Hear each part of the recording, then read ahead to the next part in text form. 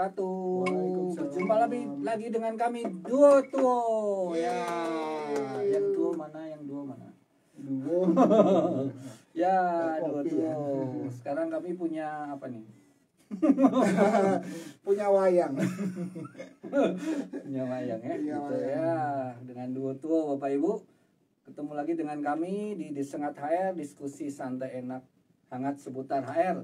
Seperti biasa kami timbul ya. Kami muncul di HR Indo Society, akun HR Indo Society setiap hari Rabu jam 19.00 sampai dengan 20.00 waktu Indonesia bagian Barat ya. Saya Andreas Setiawan, saya dari Bandung, orang Jawa Tengah. Saya kira dari pintu tadi, Pak. Ya, saya beserta dengan kawan saya yang tua juga. Siapa ini? Saya Johara Utomo, selamat malam Senators. Kita ketemu lagi malam ini episode yang ke-58 ya. Di Sengat HR, diskusi santai enak dan hangat seputar HR ya. Jadi kerasa muda ya. Kerasa muda. Episodenya lebih tua dari kita ya. Oke, baik. Kita malam ini akan bagi-bagi voucher. Ya, voucher Rp25.000. Yes. Dari mana itu? Dipersembahkan oleh Hara Anargia ya. Kemudian HR Indo Society dan teman bakat. Oke. Nilainya Rp25.000. Ini bisa berlaku untuk semua produk dari Hara Anargia, HR Indo Society maupun teman bakat. Oh ya. Termasuk untuk kalau ikut training online kita, Pak. Training online ya dengan Duo Tuo. Training online kita ya. Oke, malam ini kita bahas tentang employer branding. Apa itu? Nanti kita tunggu ya. Branding. Branding. Branding gitu. Oh, Kita branding. branding. Branding apa? Ceceran. Popcorn. Gondong ya. Baik, malam ini ada bintang tamu, narasumber yang hebat dari beliau sudah terbiasa. Sudah tampil nih Ibu. Oh, sudah Ada Ibu. Selamat malam Ibu Dian. Selamat malam Bu Dian. Halo, selamat malam Bapak-bapak. Waalaikumsalam. Oh, sama saya belum kenal gitu. Belum kenal, belum kenal ya Bu ya. Kenalan dulu Pak. Kenalan dulu Pak. Ya Bu, selamat. Terima kasih sudah mau. Terima kasih sudah bergabung kami. Ya kita tunggu nih Bu Dian. Sharing-sharingnya ya. Sharing yang biasa membranding perusahaan, sekarang branding employee. Branding produk. Branding kita Branding. Dan Brondong muda ya. Branding muda. Brondong jagung gitu. Oke. Ya, seperti biasa malam ini perkenalan dulu. Perkenalan ya. Kita kenalan dulu. Kita kenalan. Dari mana saja nih teman-teman? Ini dari Bu Erna, malam Pak Andreas, Pak Joar. Selamat malam Bu Erna. Gimana Bu Erna? Boleh kota dan pekerjaan dan ciri khas dari kota tersebut ya. Ciri khas kotanya. Bukan ciri khas pekerjaan ya. Oh, hilang. Ya oke. Salam sehat rekan semuanya. Oh ya Bu Erna, salam sehat selalu. Bu Erna dari mana Bu Erna? Duo tuh baik hatinya. Bu Tati Ramadan. Aduh. Bu Tati dari mana Bu Tati? Dari sana. Bu Tati ini dari antusias. Oh iya. Bu Tati ya. Cuman ini dari mana Bu Tati kotanya Bu? Oke. Bu Putri Chania. Oke, Bu Putri Chania dari mana nih? Dari Jakarta. Oke, Bu Putri Chania dari Jakarta. Ciri khasnya apa? Ondel-ondel. Ini ondel sama ondel. Ondel tuh, ya. Ondel tuh. Siapa lagi Bapak Ibu? Belum ada yang kenalan nih, cuman Bu Putri Chania. Ada lagi? Potato Mateo dari Jakarta. Nomor saya. Ya, nama ya. Belum nomor di saya ada. Nama jelasnya Bapak Ibu. Oh ya, nama jelasnya. Nama jelas. Dari kota mana? Apa khasnya? Ya, ciri khasnya dari kota. Kota mana? Kotanya. Kotanya mananya? Kota mananya? Putri Chania dari Jakarta sudah. Eni Kuswandari, Naramadani, terima kasih. Tati Ramadan nih. Di Oh, Bu tadi juga. Jakarta. Oke, Bu. Tetangga Ciri dong. khasnya apa, Bu? Satria Rifki, Emikus Wandari. Oh, itu halo Kak Dian. Oh iya. Iya, itu teman aku, Mbak Emi. Oh, Halo, Mbak Emi. Mbak Emi dari mana, Mbak? Boleh tahu? Mbak Emi dari Sinarmas. Oh, Sinarmas. Oh, iya. Oke, Sinarmas Bro. Jakarta juga Terima mungkin kasih, ya? Jakarta. Jakarta. Kristo Dewi. Iya, Iya, iya. Bu. Kristo Geri dari mana? Kristo Geri Setiabudi. Gede bage ya. Oke, Setiawati, selamat Setiawati, bergabung. wah, saudara saya. Restu, selamat bergabung.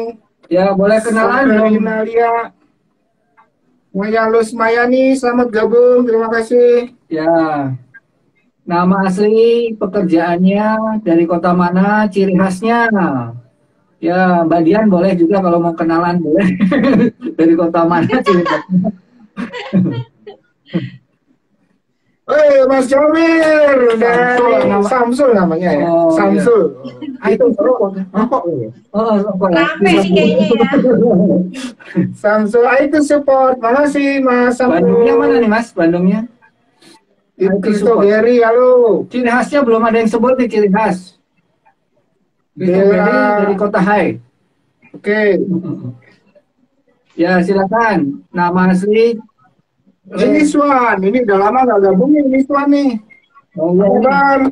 Parafin dari Jakarta. Ya, David dari kota Jakarta. dan ciri khas kotanya sama pekerjaannya Bapak Ibu boleh tahu.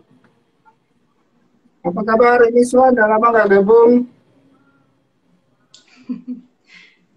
Gede Oke. bage, ciri khas banjir katanya. Oh, ya. Gede banget ini khas banjir. Oh, Oke, Kristo berarti Geri. ada siap Lampung ya. Sedikit tadi banjir ya. Oh, Iya. banjir di perapatan itu ya. Waduh. Oke, ada Siapa lagi Bu? Kistara Lawindo. Selamat malam. Halo, Ya. selamat malam. Nara Ramadhani. Makassar. Yes. Burasa. Burasa. Oh, Bakalan. Oh. itu kayak ketupat. Oh, Ya, namanya Burasa ya. Burasa. Parasa nggak ada Bu? Lagi. Jadi Rafael Palembang. Nama aslinya, Pak? Yes. Ya, Tadi nama siapa tuh? aslinya Nara Ramadhani ya. Nang Ramadhani ya.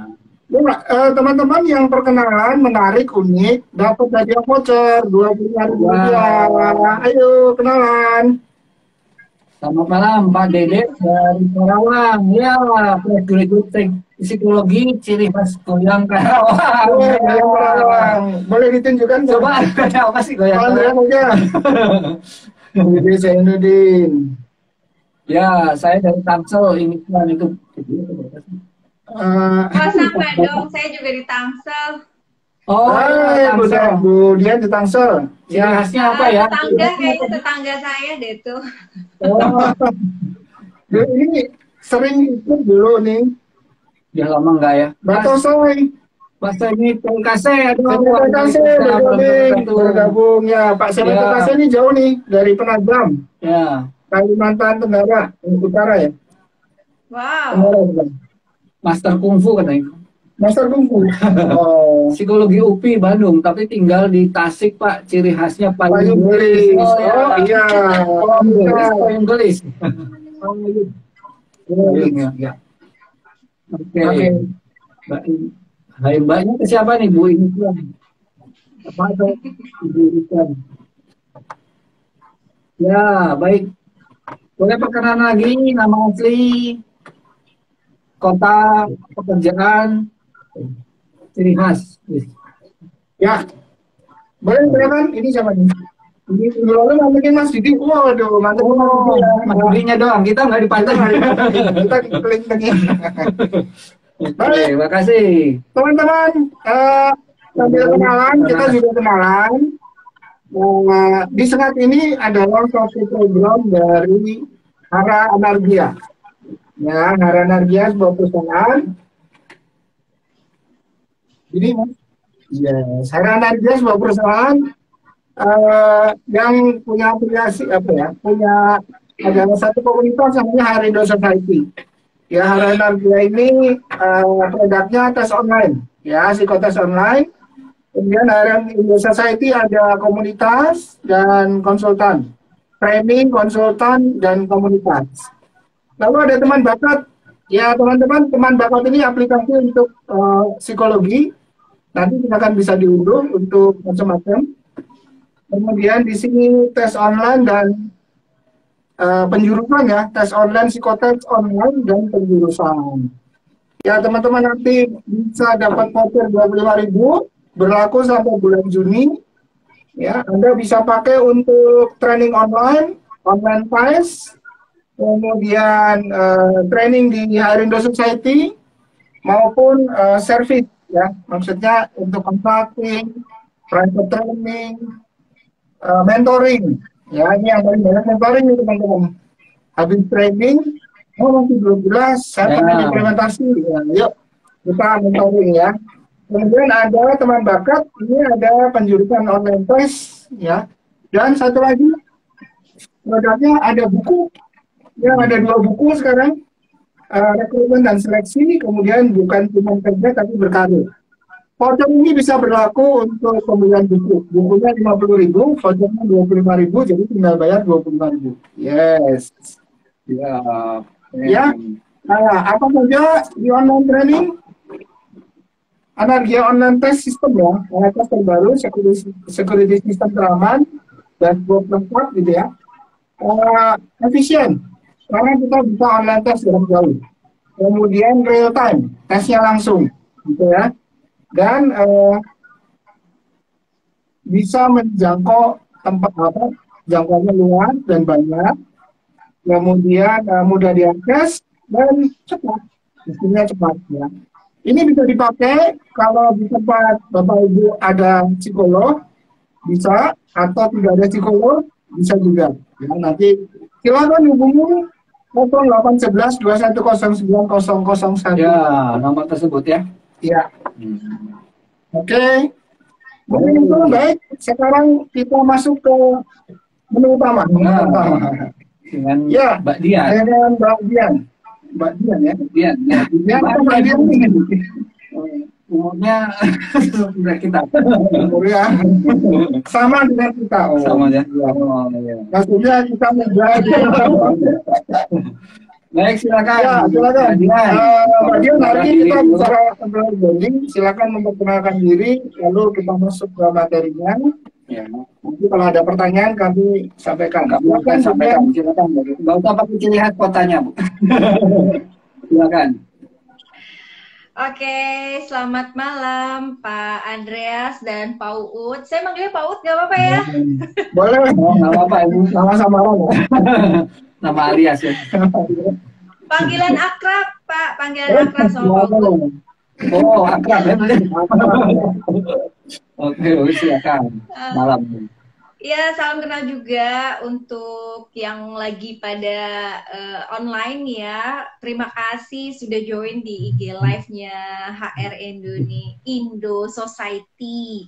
Perkenalkan, saya Dian Agustina Nuriman. Saat ini saya sebagai CEO dari Umang Beach Club Private Island Resort Hotel dan juga sebagai founder dari Nagaru Communication. Dan saat ini juga saya sedang studi mengambil program doktor ilmu komunikasi di Universitas Sahid Jakarta. Pakai angklung dong Pak, dikleng-kleng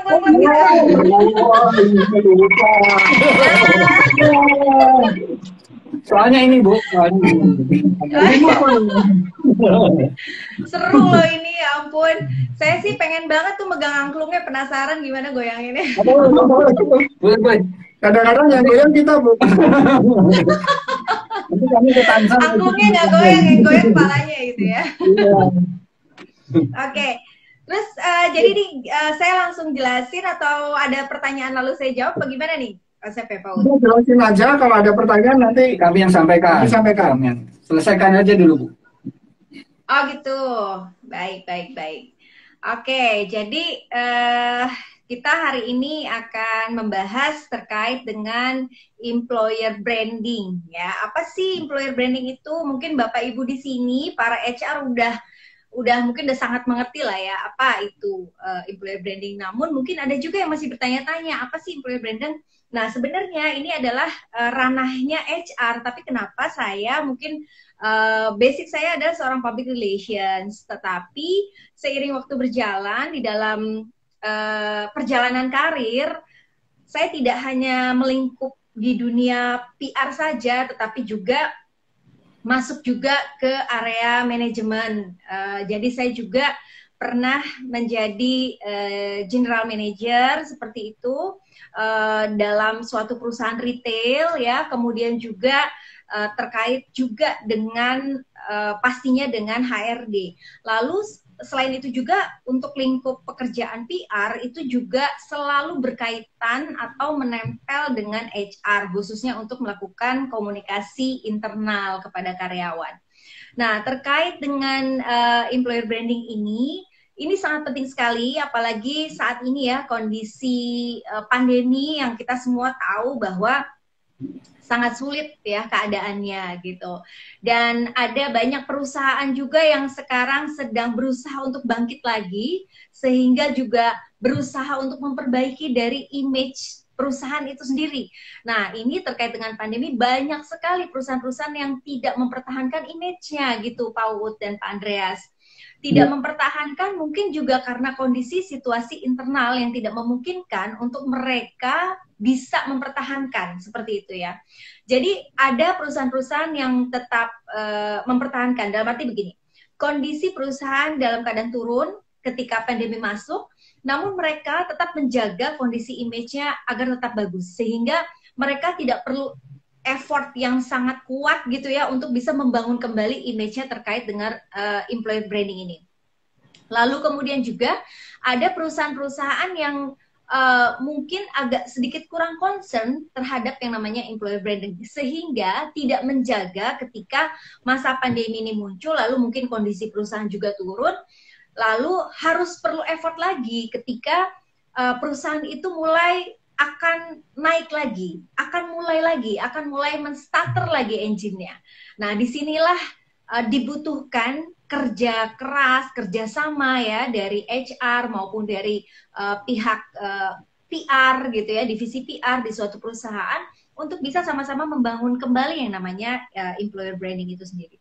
Lalu apa sih employer branding itu? Employer branding itu adalah bagaimana usaha dari setiap perusahaan untuk bisa meyakinkan kepada publik, khususnya kepada calon karyawan, terkait kualitas, image, bahkan reputasi dari perusahaan itu sendiri. Sehingga ketika calon karyawan ingin melamar gitu ya, dia tidak ragu dan dia akan melihat ada value yang sangat kuat terhadap perusahaan tersebut. Nah, mungkin kita semua bisa melihat ya, perusahaan-perusahaan yang mempunyai employer branding yang sangat bagus ya, itu sudah bisa terlihat sekali. Apalagi sekarang kan eranya adalah era digital. Sehingga pemanfaatan yang namanya social media platform itu harus secara maksimal baik oleh HR maupun bekerja sama dengan pihak public relations atau departemen public relations di dalam suatu perusahaan seperti itu. Nah, jadi apa sih usaha-usaha yang harus dilakukan oleh HR maupun PR bekerja sama ya? Karena begini, employer branding itu tidak semata-mata dilakukan oleh HR. Karena apa? Karena butuh yang namanya publikasi. Karena berkaitan dengan image. Nah, fungsi dari seorang public relations atau divisi komunikasi di suatu perusahaan, biasanya penyebutannya nih macam-macam nih, Pak Uut, Pak Andreas ya, di setiap perusahaan tuh beda-beda. Ada yang PR division, ada yang corporate communication, ya itu beda-beda sekali. Tetapi paling tidak fungsi divisi komunikasi itu harus bersinergi dengan divisi HR. Kenapa?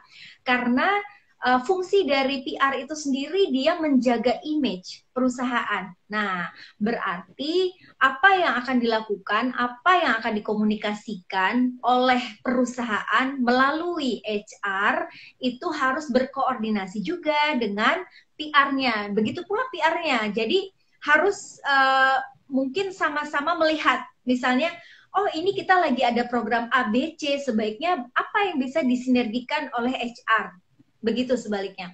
Sehingga terjadilah satu sinergi yang sangat kuat untuk bisa mempertahankan image dari perusahaan. Jadi sebenarnya yang namanya employer branding ini kita nggak bisa membangun sekejap gitu ya. Tetapi itu butuh yang namanya proses. Nah, ini apa-apa aja sih yang harus dilakukan gitu ya Pertama adalah ini strateginya ya, udah masuk. Siapa tahu jadi kuis ya. Pertanyaan nanti. Kenapa Pak? Siapa tahu jadi kuis nanti Bu. Nanti kalau ada kalau Oh, ada oke, waktunya, oke. ya. Siap. Oke, ini saya punya beberapa tips gitu ya untuk strategi employer branding. Yang pertama adalah, ini saya nyatat berapa ya? 1, 2, 3, 4, 5, 6, ada 7. Ada 7. Jadi yang pertama adalah pemanfaatan keunggulan dari perusahaan itu sendiri. Jadi memanfaatkan keunggulan perusahaan. Itu yang pertama. Boleh contoh? Nah, ini Bu? bagaimana sih caranya? Ya? Boleh contoh sekalian Bu, misalnya apa gitu? Oh iya, pasti. Iya, Pak Ud. Jadi yang pertama memanfaatkan keunggulan perusahaan. Yang pertama adalah kita pertama harus tahu dulu keunggulan perusahaan itu apa gitu. Kemudian dari situ barulah kita bisa memasukkan ke dalam program yang namanya employer branding. Misalnya contohnya keunggulan dari perusahaan adalah memiliki karyawan yang sangat disiplin, misalnya mempunyai budaya perusahaan yang sangat bagus nih, disiplin, sehingga akan mempengaruhi dari kinerja dan hasil perusahaan itu sendiri. Nah, itu bisa dimanfaatkan oleh HR untuk bisa meng-create suatu konten ya terkait dengan program-programnya. Apa sih yang bisa diambil? Biasanya itu dibuat listing dulu. Misalnya, perusahaan ini punya keunggulan A, B, C, D, E, banyak nih. Kadang kita kan bingung ya. Oke, kita mau bikin yang mananya sih? Nah, kalau saya biasa gini, dibuat dulu listingnya. Kemudian dari setiap keunggulan itu kita buat programnya gitu. Jadi semuanya itu kita bisa tercover. Jadi jangan 1, 2, 3 aja. Kalau memang kita punya keunggulannya 10 keunggulan perusahaan, nah, bisa dibuat 10 keunggulan perusahaan. Lalu jangan hard selling ya, dalam tanda kutip, misalnya langsung bilang 10 keunggulan perusahaan ABC gitu ya. Nah, jangan seperti itu juga, tetapi bagaimana kita bisa mengambil dari poin-poin intisari itu, lalu di-create suatu program yang bisa mensinergikan itu dari 10 poin itu, gitu ya. Itu. Kemudian yang kedua adalah memaksimalkan visi misi perusahaan. Nah, ya, ini memaksimalkan visi dan misi perusahaan itu paling mudah sekali.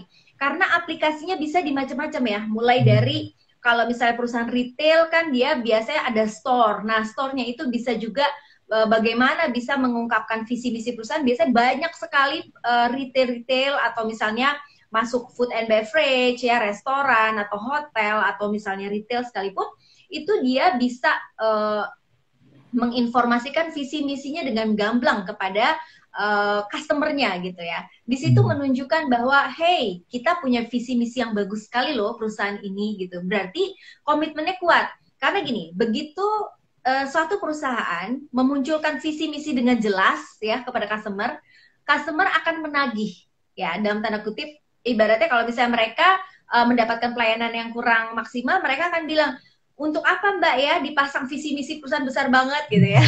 Jadi harus hati-hati gitu ya. Dipampang kan ada juga tuh, kita tahu ya, satu perusahaan retail terbesar ya memasang visi misinya gitu ya di belakang kasirnya gitu ya, gede banget, dan corporate value-nya juga bahkan dipasang di situ ya. Nah, awalnya memang kalau saya lihat perusahaan itu bagus sekali gitu, tapi makin kesini kalau saya melihat, saya sebagai customer ya banyak komplain gitu ya. Tapi ternyata visi-visinya juga udah nggak dipasang lagi. Visi-visi itu udah nggak dipasang lagi ternyata di balik di belakang kasirnya itu ya. Nah, itu sangat pengaruh.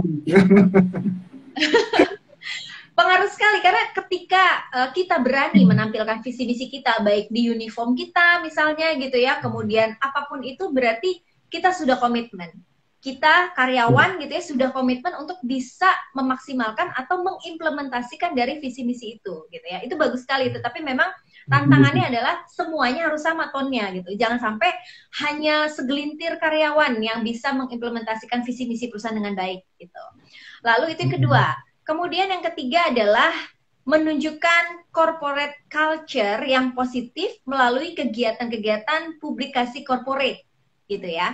Jadi bagaimana menunjukkan kalau kita punya corporate culture yang positif. Nah, ini bisa ditunjukkan melalui apapun program-program yang kita lakukan, misalnya melalui social media platform, gitu ya.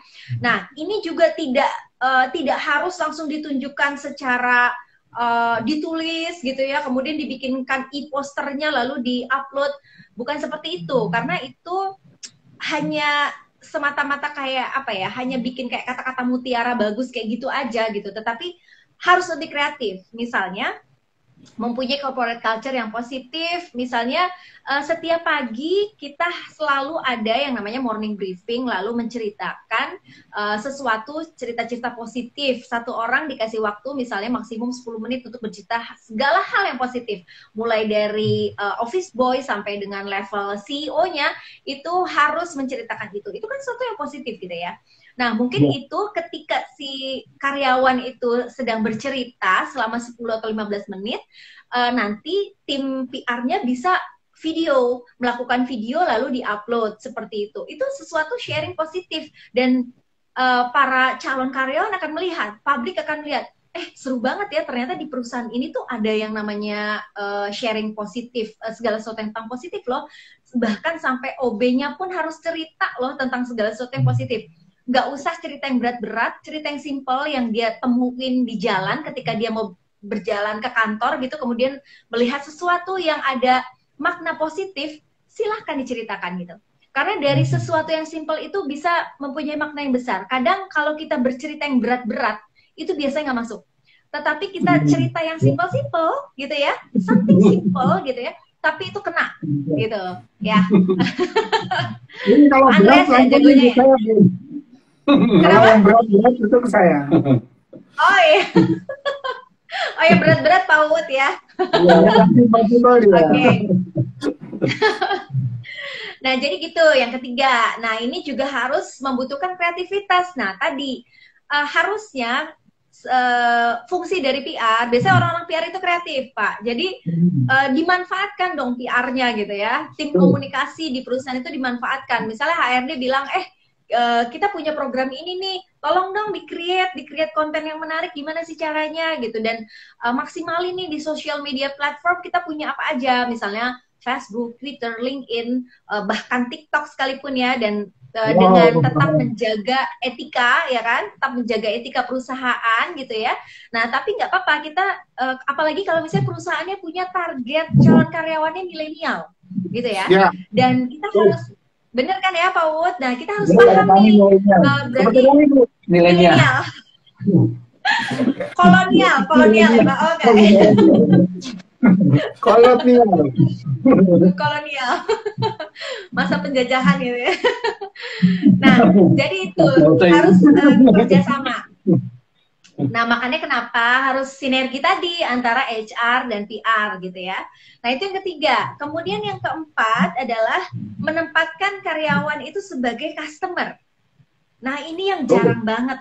Nah, biasanya ya, saya pun pernah waktu dulu mengalami hal ini ya. Biasanya HRD itu galak-galak ya di awal. Persis. Sama kayak saya pendiam, Bu. Persis, oh, Bu. makanya Pak Andreas nutupin mukanya langsung ya. Nutupin yang galak-galak langsung ditutup gitu ya. Nah, ini penting banget. Karena jangan sampai begitu baru mau tes awal ya, calon karyawan tuh udah males gitu. Karena HRD-nya udah galak. Belum apa-apa udah jutek, nggak ada senyuman sama sekali. Dan ini kayaknya normal. Maksudnya bisa dibilang normal. Kenapa? Karena di satu sisi mungkin HRD ingin jaga image, nggak mau calon karyawannya juga seenaknya misalnya ya perlakuannya gitu, tapi di satu sisi si calon karyawan merasa kok kayak begini ya, kok mereka nggak ada senyum-senyumnya sama sekali ya gitu, kok kayak ada gimana gitu. Nah, untuk calon karyawan yang punya etika baik, mereka akan menilainya kok nggak ada yang namanya ramah tamah ya di sini gitu. Apa memang harus cemberut menghadapi calon karyawan gitu ya? Atau dengan yang namanya jutek itu, atau misalnya punya pandangan gini, oh dengan jutek berarti lebih dihormatin gitu kan? Nah kadang kan setiap orang punya persepsi yang beda-beda, tapi coba dibuat di culture dari perusahaan itu Bentuk ya. bahwa calon karyawan itu harus dianggap sebagai customer gitu loh. Maksudnya nggak perlu juga dijutekin. Kalau memang nggak cocok kan tinggal nggak diterima, tapi nggak harus dijutekin, gitu kan? Karena itu akan menempel gitu. Kalau saya senyum terus gimana? Oh, senyum terus ya. Bagus Pak, bagus. Asal jangan kering aja ya Pak, senyum terus. Umumnya Bu, takut orang. Jadi itu, nah kemudian juga apa ya? Ini terkait image juga gitu ya. Mulai dari HRD, biasanya ketika apa namanya HRD-nya sudah bagus gitu ya, penampilannya di awal ramah gitu. Nah satu lagi ada juga yang paling sering dilakukan sama HRD adalah tidak on time ya. Jadi misalnya si calon karyawannya ini sudah on time untuk tes atau interview dan lain-lain, tetapi HRD-nya bilang, oh tunggunya, bahkan bisa menunggu sampai 1 jam, 2 jam, dan itu pun saya pernah mengalaminya ya. Jadi, nah kadang saya suka, kenapa Pak? DSP Kadang gini loh, kadang saya suka merasa, bahkan saya pernah meninggalkan waktu saya masih zaman saya mencari-cari pekerjaan gitu ya. Saya orangnya nggak bisa ketika saya nggak bekerja, jadi saya harus selalu bekerja gitu ya saat itu. Nah, waktu itu saya pernah melamar, kemudian saya pernah begitu mendapatkan perlakuan seperti itu. Jadi saya disuruh menunggu lama. Lalu saya melihat, oh kok ini nggak profesional sekali ya. Kita sudah bikin appointment di jam sekian, tetapi kok tidak ada alasan yang menurut saya masuk akal untuk saya menunggu. Akhirnya saya keluar. Maksudnya akhirnya saya meninggalkan lokasi itu. Dan kemudian HRD telepon saya lagi, Mbak, ini ya apa, kok pulang ya, kok keluar ya? Oh iya, ini saya tanya berapa kali, sampai 3 kali saya tanya, saya bisa diinterview jam berapa, karena udah dijanjian jam segini gitu ya. Nah tapi tidak ada alasan yang jelas, kemudian juga HRD-nya sikapnya juga tidak baik gitu ya. Nah si calon karyawan itu juga berhak memilih gitu, karena buat calon karyawan akan menilai, oh ini perusahaan berarti tidak menganggap customernya atau karyawannya. Gini loh, belum jadi karyawan aja udah digituin, gimana nanti jadi karyawan gitu kan. Nah jadi itu hati-hati. Jadi bahkan, tapi saya pernah bicara juga, ngobrol sama teman saya HRD gitu ya, saya bilang, itu udah pada datang loh, udah banyak ya lo yang nunggu untuk interview. Terus HRD saya ngomong kayak gini, nggak apa-apa, biarin aja, kan mereka butuh kerjaan, biarin aja mereka nunggu. Nah itu hati-hati juga, karena begini loh, kalau perusahaan yang profesional ya, kalau menurut saya tuh jangan sampai orang menunggu gitu loh. Dan pun kalau memang harus menunggu, please info gitu. Kenapa mereka harus menunggu? Jadi anggap mereka customer gitu loh. Jadi jangan biarkan mereka kayak ngemis-ngemis ya, dalam tanda kutip ngemis-ngemis pekerjaan. Itu nggak baik banget, maksudnya nggak manusiawi sekali gitu loh. Ya. Banyak sekali sih yang terjadi ya seperti itu gitu, disuruh nunggu lama gitu ya. Aduh kasihan banget deh. Jadi itu ya tadi poin nomor 3. Kemudian yang keempat adalah kita harus membangun yang namanya sistem di perusahaan itu. Ya, karena dengan kita membangun sistem itu yang kayak gitu-gitu nggak akan terjadi tuh, yang namanya delay, yang namanya nunggu lama, yang namanya late respon gitu, yang namanya cemberut-cemberut tuh nggak akan terjadi. Jadi yang namanya membangun sistem itu sangat penting, mulai dari bagaimana proses rekrutmen di awal ya, kemudian kejelasan semuanya harus ada. Kenapa? Karena ketika nanti calon karyawan itu menanyakan, bagaimana sih sistem di sini Pak, Bu gitu ya. Oh di sini sih kita kerja ya, pokoknya kamu semangat aja. Kalau masalah sistem ya gampang. Ya. Nah yang kayak gitu untuk orang-orang calon karyawan yang profesional dia nggak mau, karena dia akan melihatnya, aduh ini apa nih gitu loh. Ini sistem tarsok gitu ya, tarsok atau gimana nanti gitu ya. Jadi nah ini bahaya karena kan perusahaan itu ingin mendapat karyawan yang profesional. Nah, berarti karyawan juga harus menunjukkan profesionalitasnya sehingga bisa tersaring. Kalau misalnya calon karyawan yang nggak profesional, dia akan seneng seperti itu. Dia akan, oh berarti di sini bebas ya Pak? Ini nggak ada aturan ya Pak? Nggak ada sistem ya Pak? Oh nggak ada, kita sih yang penting hasil. Wah, seneng banget itu. Seneng banget. Karena menurut saya, selain hasil, proses pun kita harus bisa hargai, gitu kan ya. Makanya kenapa nanti sambungannya panjang lagi tuh terkait KPI dan lain-lain gitu ya. Seperti itu. Kemudian, itu perlu training kamu tuh, gitu ya Ibu. Oh iya. Iya. Siap, Pak Ud. Jadi itu yang keempat tadi ya, bagaimana harus membangun sistem di perusahaan. Kemudian yang kelima adalah tadi udah berapa? 1, 2, 3, 4, udah kelima ya tadi ya. Tadi kelima. Oke, tadi kelima, kebalik berarti keempat sama kelima. Nah, kemudian yang keenam adalah kita mencoba untuk mempublikasikan lowongan-lowongan pekerjaan kita di tempat-tempat yang strategis. Misalnya kalau sekarang ini tidak hanya kita iklan di surat kabar sepertinya sudah nggak tahu nih ya masih dilakukan apa enggak. Tapi dulu kan yang jelas waktu saya masih kenapa Pak? Surat kabar. Saya surat cinta surat kabar jarang. Tapi mungkin gini ya Pak, kalau misalnya perusahaan-perusahaan tertentu yang butuh masyarakat lokal sekitar itu masih butuh loh media setempat, media lokal setempat ya, kayak bisa surat kabar setempat, kemudian juga majalah setempat ya, bahkan TV-TV lokal itu masih perlu. Tetapi kalau misalnya perusahaan-perusahaan yang memang di head office, misalnya ada di ibu kota atau kota-kota besar, itu biasanya dia sudah memanfaatkan sosial media platform, misalnya kayak sekarang ada LinkedIn ya, kemudian ada Facebook dan lain-lain ya. Instagram bahkan, Instagram banyak banget gitu ya, akun-akun untuk lowongan pekerjaan khusus, misalnya khusus untuk hotel, khusus untuk restoran, khusus untuk retail, dan lain-lain, itu sudah banyak sekali. Nah ini harus selektif juga, bukan berarti juga secara sporadis gitu ya, tetapi kita harus selektif, jangan sampai kita masuk suatu platform yang isinya kurang bonafit gitu ya, atau kurang profesional. Nah itu juga akan dilihat gitu sama calon karyawan, kok ada iklan perusahaan ini sih gitu ya di sini gitu, kayaknya kanan kirinya nggak oke perusahaannya, tapi kok ini tiba-tiba muncul perusahaan ini. Nah kita bisa dianggap seperti itu juga, jadi harus hati-hati.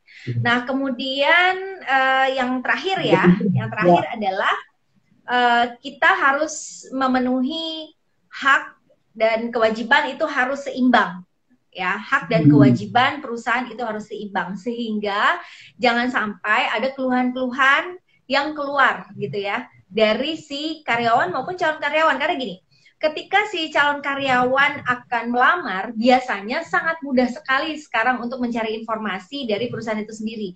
Biasanya dia akan mencari di sosial media, lalu nanti biasanya kalau misalnya yang aktif, dia akan mencoba menghubungi.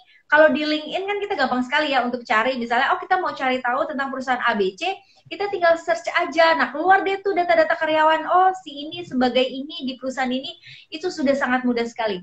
Sehingga kalau kita mau mencari tahu, itu kita tinggal tanya gitu ya, sama bisa kirim message atau apapun, syukur-syukur kalau dibales, tapi biasanya ada juga yang ngebales, nah kita tanya-tanya segala macam perusahaan ini gimana sih, bagus gak sih? Nah ini hati-hati, karena ketika si karyawan yang sudah ada di dalam menginformasikan, nah ini hati-hati ya, sesuatu yang bisa merubah image dalam sekejap, nah ini hati-hati, makanya harus ada peraturan tertulis mungkin dari HRD, komitmen dari setiap karyawan untuk tetap menjaga nama baik dari perusahaan. Nah, kalau misalnya di luar ternyata diketahui atau terjadi sesuatu hal terkait nama baik perusahaan, mungkin ada sanksi tersendiri dari perusahaan yang mereka sudah komitmen untuk menandatangani hal tersebut secara tertulis. Seperti itu deh Pak Andreas dan Pak Uut. Saya bunyiin apa ya di sini? Apa coba dipukul? Sudah ada pertanyaan banyak? Ya, ada juga yang sharing. Ada yang sharing, silakan Pak Andreas. Ya, ini dari Pak Andrew ya. Halo Pak Andrew. Ya. Dari Kopo Bandung nih. Ya. Sebagian besar HRD bersikap galak, bahkan pernah kasar terhadap calon pegawai, tadi sudah dilihat oleh Bu Dian juga ya. HRD menganggap calon pegawai, karena HRD menganggap calon pegawai orang yang membutuhkan, sedangkan HRD tidak. Itu ya, oke. Kemudian Pak Andrew, pertanyaannya bagaimana cara membentuk budaya agar calon pegawai adalah customer Bukankah itu harus komitmen dari pimpinan atas? Bagaimana, Bu? Ya, Oke, Pak Andrew ya? ya Pak Andrew.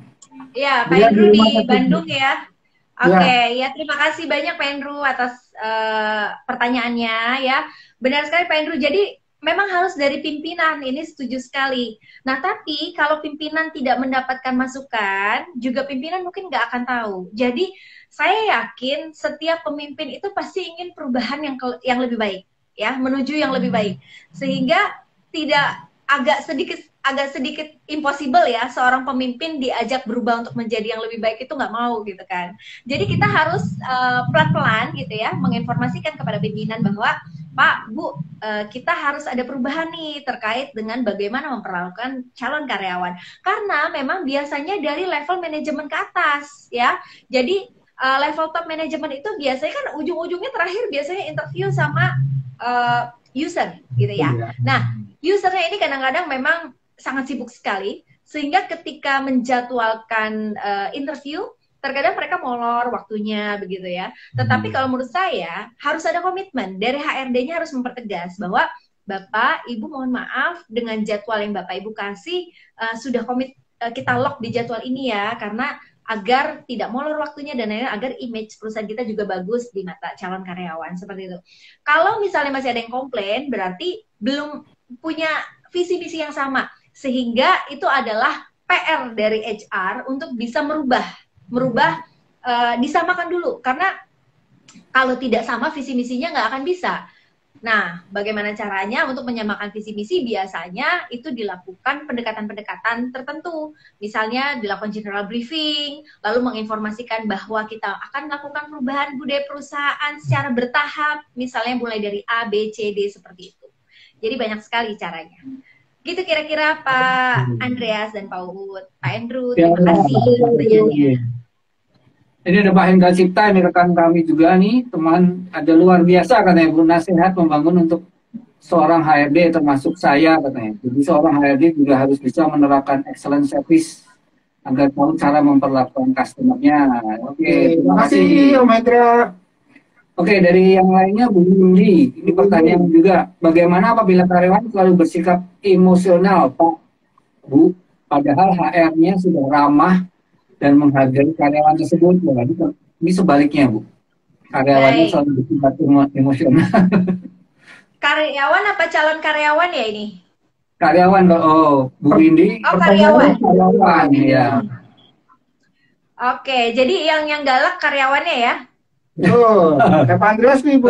Galak. Pokoknya saya mau galak aja. Oh, oke. Nah, oke, gini. Kalau ini tuh berarti saya pernah mengalami juga hal ini. Kebenaran ada satu karyawan gitu ya, bukan di perusahaan yang ini ya. Jadi di perusahaan sebelum-sebelumnya lah ya, saya nggak mungkin menyebutkan perusahaannya. Intinya adalah ada karyawan yang sangat emosional. Jadi ini levelnya manajer. Nah, ini sangat membuat gaduh, jadi membuat konflik antara satu orang dengan orang lain dan lain-lain. Nah, biasanya itu kita panggil dulu, ada apa? Karena biasanya karyawan seperti ini nih, HRD-nya harusnya menyaring dari awal ya, dengan adanya tes temperamen dan lain-lain. Tapi bukan menyalahkan HRD ya. Yang namanya tes temperamen itu bisa berubah-berubah dong dengan kondisi situasi tertentu gitu ya. Lalu bisa aja pas lagi tes temperamen dia lagi happy, lalu kemudian begitu masuk sebulan, 2 bulan, 3 bulan, 4 bulan ada sesuatu yang terjadi gitu, baik di keluarganya misalnya internal atau eksternal, yang membuat kondisi psikologis dia berubah, sehingga secara psikologis dia juga temperamen gitu ya, emosional, kita nggak pernah tahu. Nah, sehingga apabila terjadi seperti itu, biasanya kita panggil dulu dari HR-nya, melakukan coaching dulu ya. Kemudian ditanya gitu, melakukan komunikasi interpersonal, apa sih yang menyebabkan seperti itu. Nah, ini harus, karena biasanya perusahaan itu tidak pernah mau melakukan komunikasi interpersonal gitu ya. Jadi mereka biasanya ya udahlah, emang orangnya begitu gitu, nggak apa-apa, orangnya emang begitu, nggak bisa begitu. Kalau saya panggil, lalu kita tanya dulu baik-baik ada apa gitu ya. Lalu gini loh, setiap orang itu kan punya masalah berbeda-beda ya, sehingga kadang ada masalah yang sangat sulit sekali yang kita pun mungkin kalau ada di posisi dia kita tidak bisa handling gitu ya, sehingga coba kita lakukan pendekatan dengan baik dulu. Lalu kita sebisa mungkin memberikan pengertian, pemahaman bahwa apapun itu masalah yang dia miliki, mohon untuk tidak dicampur adukan dengan di lingkungan kantor. Seperti itu. Kita memberi teguran pertama secara lisan. Kemudian apabila terjadi lagi, kita memberikan peringatan secara tertulis bahwa kita sudah melakukan coaching, dia sudah komitmen untuk tidak melakukan hal itu lagi, dan dia tanda tangan. Kemudian apabila dilakukan lagi, kemudian pastinya ada SP1, SP2 ya, sesuai peraturan di setiap perusahaan, seperti itu. Dan yang terjadi ketika saya menangani itu, Bapak akhirnya dengan sangat menyesal harus dikeluarkan gitu, karena memang sudah sangat mengganggu dan secara kalau kami lihat ini memang dari segi personality-nya memang bermasalah, sehingga jangan sampai merusak suasana yang lain gitu kan. Akhirnya kita harus memutuskan suatu keputusan yang mungkin ya tidak mengenakan ya di karyawan, tetapi dia sendiri mengakui bahwa dia tidak bisa mengontrol emosinya. Bahkan saat itu dia tidak hanya menggunakan kata-kata, tetapi bahkan sudah menggunakan alat benda tajam seperti pisau. Itu sudah bahaya sekali. Sudah bahaya sekali.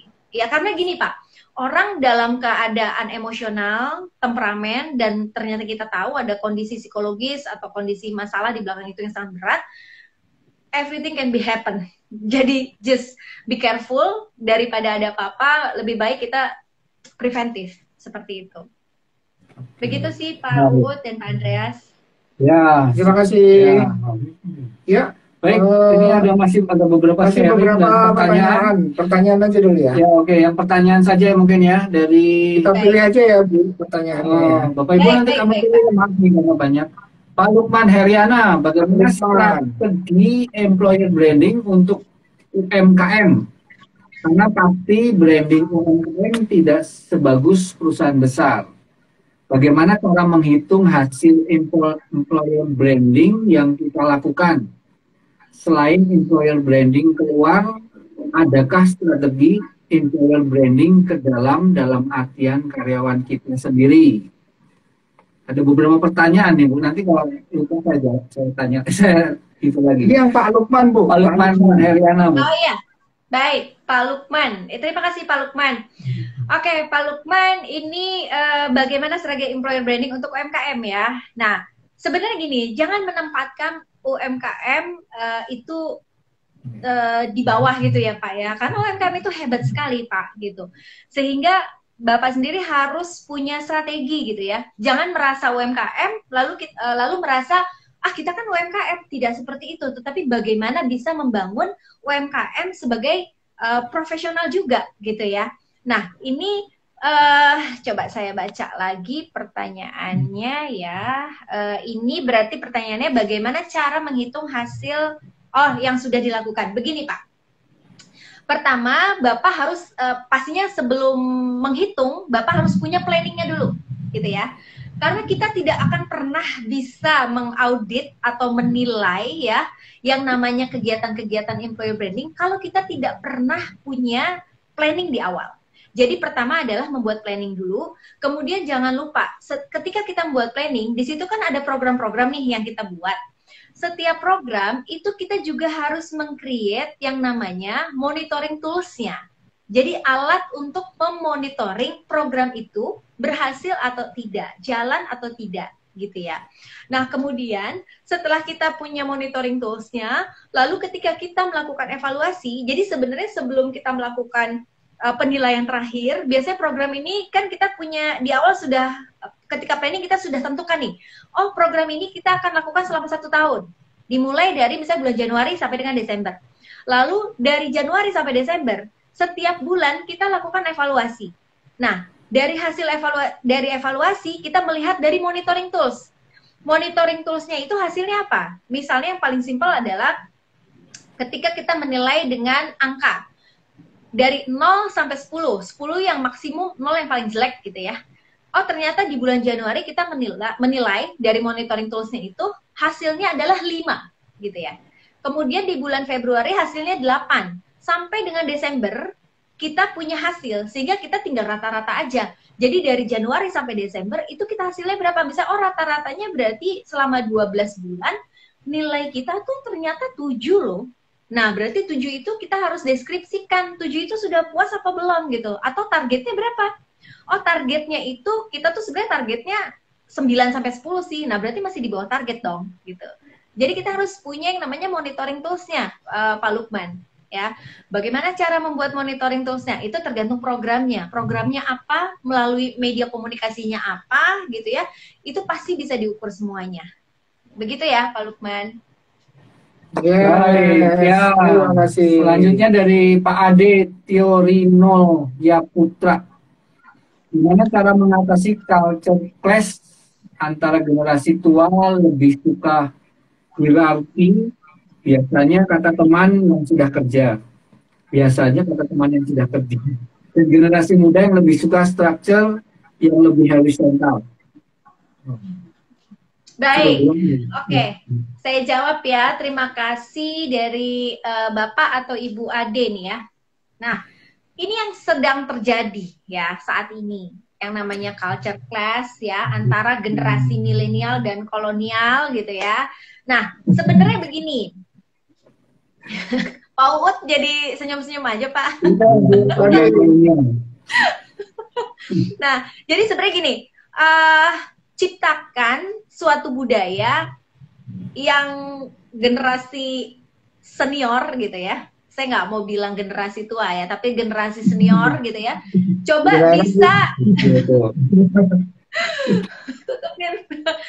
bisa menyesuaikan diri. Dalam arti gini, jangan menutup diri. Terus jangan merasa gini. Kadang kalau saya ini ada di tengah-tengah sebenarnya, karena saya bisa dibilang kayak apa ya? Kayak kalau alpukat belum matang, gimana caranya supaya matang cepet gitu ya? Itu jelas. Karena sebenarnya usia saya masih usia milenial, gitu ya. Usia saya usia milenial. Sama, Bu. Beneran Pak, milenial. Nah, saya kelahiran tahun 81 loh, ya kan? Nah, jadi masih milenial, saya itu milenial ujung gitu ya, tapi masih dikategorikan milenial. Nah, tapi dengan pengalaman kerja saya yang sudah 20 tahun, saya bekerja dari usia yang masih sangat muda. Waktu itu saya masih kuliah semester 2, tapi saya sudah menjadi manajer gitu ya di suatu perusahaan. Itu membuat saya berpikiran tua gitu ya. Sehingga cara berpikirnya bisa menyamakan sama teman-teman senior gitu ya, yang udah senior. Tetapi saya juga masih punya rasa untuk menjadi milenial gitu loh. Sehingga nah disitulah saya bisa mengcombine gitu loh. Oh ternyata si milenial itu maunya begini loh. Tetapi yang senior itu maunya begini. Senior kadang-kadang tuh merasa gini, mereka kan belum punya pengalaman gitu loh. Mereka tuh apa sih gitu. Sehingga mereka nggak mau ngedengerin gitu loh. Padahal cara berpikir yang juniornya ini, itu cara berpikirnya udah beda. Ya gimana nggak beda? Kalau kelahiran mungkin tahun 90-an aja gitu ya, mereka itu lahir aja udah yang namanya mindsetnya digital semua gitu. Beda sama yang udah senior dulu gitu kan, masih apa ini Ibu Budi, ini Bapak Budi gitu ya, cara belajar bacanya. Itu udah beda. Kalau anak 90-an lahir gitu, mereka lahir tuh udah pakai baby TV, udah pakai belajar bacanya, udah pakai aplikasi, itu udah totally different. Sehingga harus diakui cara berpikirnya udah beda. Makanya nih di sini bilang lebih suka structure yang lebih horizontal. Kenapa? Karena mereka ingin lebih dihargai sebenarnya ya. Tetapi hati-hati. Kenapa? Karena generasi milenial itu lack of yang namanya etika juga. Etika, attitude itu sangat kurang juga. Sehingga yang namanya senior itu juga harus bisa jaga jarak, dalam arti tarik ulur lah Pak kita. Jadi jangan sampai, oh oke, kalau gitu kita harus terbuka ya, kalau gitu kita harus deket ya. Bukan begitu juga. Tetapi yang namanya profesionalitas itu harus tetap dijaga. Makanya kenapa kalau dalam lingkungan kantor kita misalnya harus tetap sapa juga harus hati-hati ya, Bapak, Ibu, dan lain-lain itu masih harus tetap dijaga. Kemudian walaupun bisa juga nongkrong bareng, misalnya habis pulang dari kantor ngedugem bareng, atau habis pulang kantor ngopi bareng, tetapi ketika masuk pekerjaan, memposisikan diri masing-masing lagi. Jadi jangan sampai mereka ngerasa, oh gue kan suka nongkrong sama dia gitu, nggak apa-apa lah gitu. Nah itu hati-hati, karena pernah terjadi juga, sering terjadi juga karena kedekatan di luar lingkungan kerja, akhirnya ngerasa dekat. Nah itu hati-hati karena yang namanya attitude, etika kerja itu harus dijaga dari atasannya juga. Seperti itu. Oke. Ya, terima kasih. Terima kasih Ibu Dian. Nah, terakhir mungkin. Ya, ada. Ya, Ada lagi? satu lagi Bu, apa Satu tanggapan lagi. Ibu jika employee branding dilakukan oleh perusahaan nakal agar banyak calon karyawan yang melamar? Oh, oke. Employee branding dilakukan oleh perusahaan nakal agar banyak. Nah, saya juga pernah kok ketipu kayak gini. Saya pernah ketipu nih. Jadi mereka menggunakan, waktu itu udah lama banget ya. Waktu itu juga iklannya di salah satu surat kabar terbesar ya. Kita sebut aja deh Kompas gitu ya. Setiap hari Sabtu tuh saya selalu beli yang namanya Kompas. Karena ada yang namanya Kompas Karir. Dan dulu tuh saya kalau ngelamar itu, bener kan Pak? Dan kalau saya tuh dulu ngelamar itu nggak cuma 1, 2, 3. Semuanya saya lamar. Jadi kalau ke kantor pos itu saya bawa amplopnya setumpuk gini gitu karena memang saya nggak pernah mau jadi pengangguran. Jadi gimana caranya mau kerja gitu ya. Nah, saking pengen, maksudnya apa aja pokoknya yang penting sesuai dengan minat saya mau gitu ya.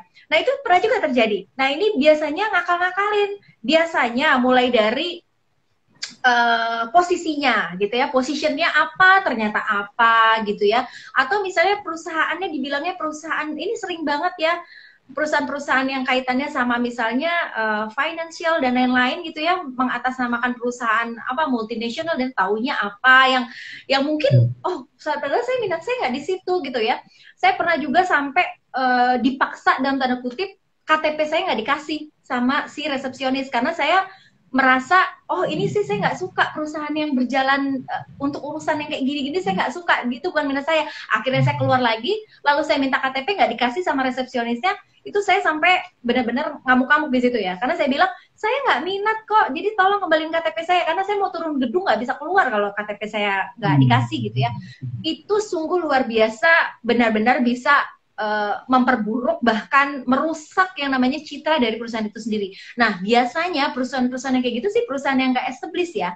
Biasanya come and go. Perusahaan-perusahaan yang cuma ada sebentar habis itu hilang, ada sebentar terus hilang. Karena kalau perusahaan-perusahaan bagus itu biasanya nggak seperti itu.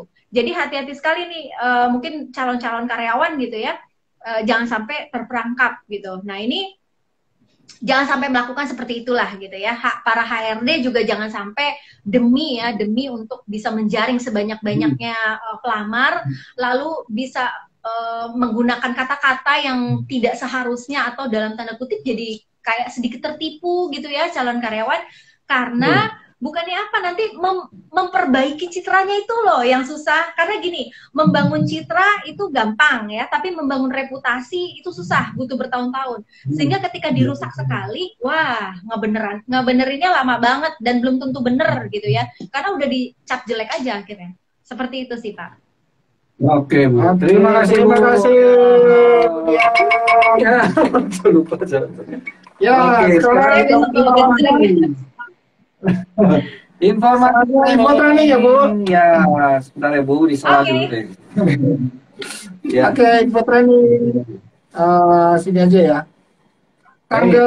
Hari Minggu tanggal 4 April jam 9 ada training tentang menyusun tata tertib karyawan sesuai Undang-Undang 11 dan peraturan perusahaannya ya. Dibawakan oleh Pak Andreas. Minggu 4 April. Minggu 4 April jam 1 siang ya, ini ada diklat untuk teman-teman mahasiswa atau yang baru lulus tentang pengupahan ya, diklat kampus MSDM seri pengupahan. Minggu 4 April jam 1 siang sampai jam 5 sore oleh saya sendiri. Ya, sendirian ya? Sendiri, berani loh. Sabtu tanggal 10 April. Sabtu 10 April jam 9.30 ada Basic Grow a Person Test. Ini khusus teman-teman dari psikologi. Gambar ya. Kemudian Sabtu 10 April jam 1 sampai jam 4.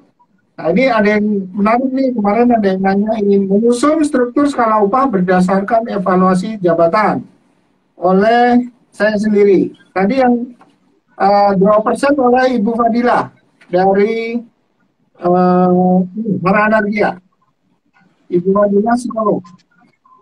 Berikutnya, nah ini yang menarik, manajemen stres dengan psikodrama. Yes, kemarin dibawakan oleh Mas Budi ya.